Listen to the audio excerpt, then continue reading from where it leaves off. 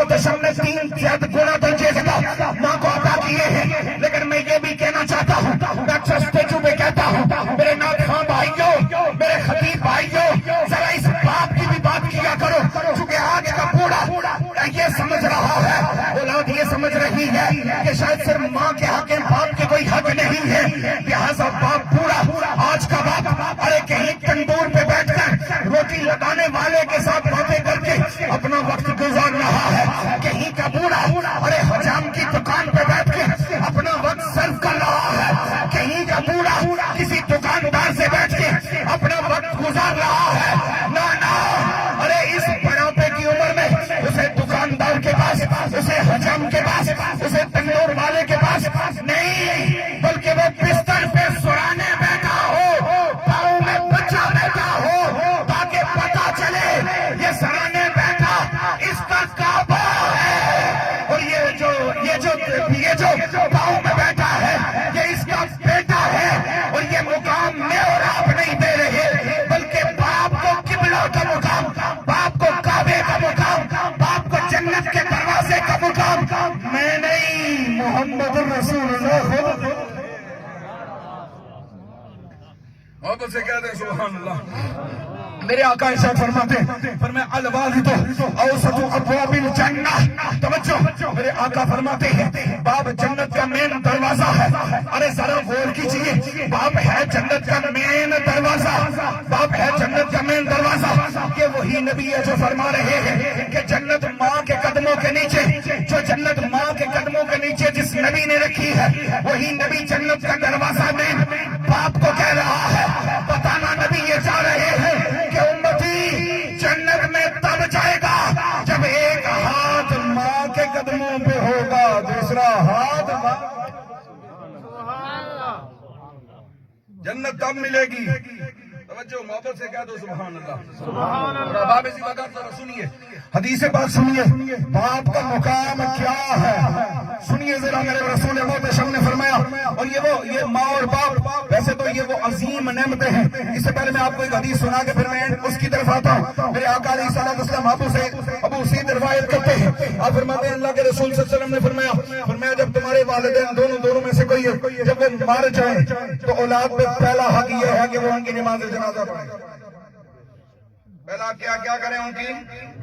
بولو کیا کریں؟ معذرت کے ساتھ میں ایک بات کہنے لگا ہوں، آج کل اکثر حالت یہ ہے کہ ہمارے لوگوں کو تو نماز جنازہ کی نیت بھی نہیں آتی۔ میں اس دن ایک جنازے میں نے کہا وہ قوم کیا ترقی کرے گی جسے آج بھی نماز جنازہ کی نیت امام کھڑا ہو،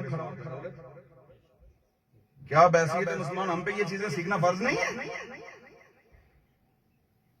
بیٹا ہو اور باپ کی میت سامنے پڑی ہو، اللہ کے رسول نے فرمایا پہلا حق یہ ہے کہ وہ باپ کا جنازہ، بیٹا باپ مر جائے تو بیٹا جنازہ پڑھے۔ اور مجھے یہ بتائیں یار، نیت بھی نہ آتی ہو، تکبیریں بھی نہ آتی ہوں، جنازے کے ارکان سے بھی بندہ نا واقف ہو، تو وہ جنازے میں کھڑا ہو کے باپ کی میت سے دھوکہ کر رہا ہے یا وہ دھوکہ کر رہا ہے نا، بولیے وہ کیا کر رہا ہے؟ اپنی اولادوں کو رسول اللہ کے دین کی طرف لاؤ، اور اس بات پہ اللہ کا شکر ادا کیا کرو کہ توکلی کی سرزمین پہ خدا نے صدیق اکبر کو بیٹا جو دین سکھا رہے ہیں۔ توجہ کیجیے احباب ذی وقار، اللہ کے رسول نے فرمایا پہلا حق والدین جب فوت ہو جائے ان کی نماز جنازہ پڑھو، اور فرمایا دوسرا حق یہ ہے کہ جب وہ مر جائیں تو ان کے لیے دعائے مغفرت۔ یہ ہے عبد الستار صاحب نے اور ان بھائیوں نے اپنے والد کے اصال ثواب کے لیے دعا کا اہتمام کیا۔ سنیے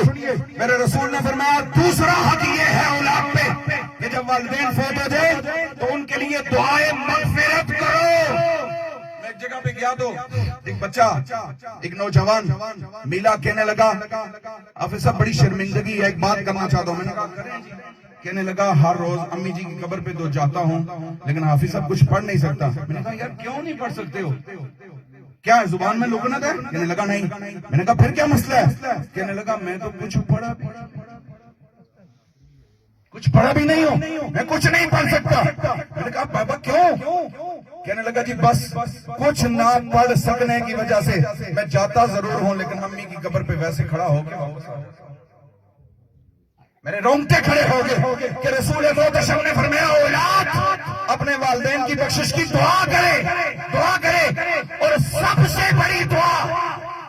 ماں باپ کے حق میں اولاد کی ہوتی ہے. یہ تو رسم ہے نا کہ جاؤ جی اتنے مدرسے سے قرآن مجید اکٹھے کر کے لاؤ. میں معذرت کے ساتھ یہ میرے اساتذہ الفاظ علماء بیٹھے, یہ ایک رسم ہے. حق یہ ہے کہ بابا بیٹا ہے نا, بیٹا تجھے کھلایا ہے باپ نے, تیری خاطر وہ وطن سے بے وطن ہوا ہے, تیری خاطر اس نے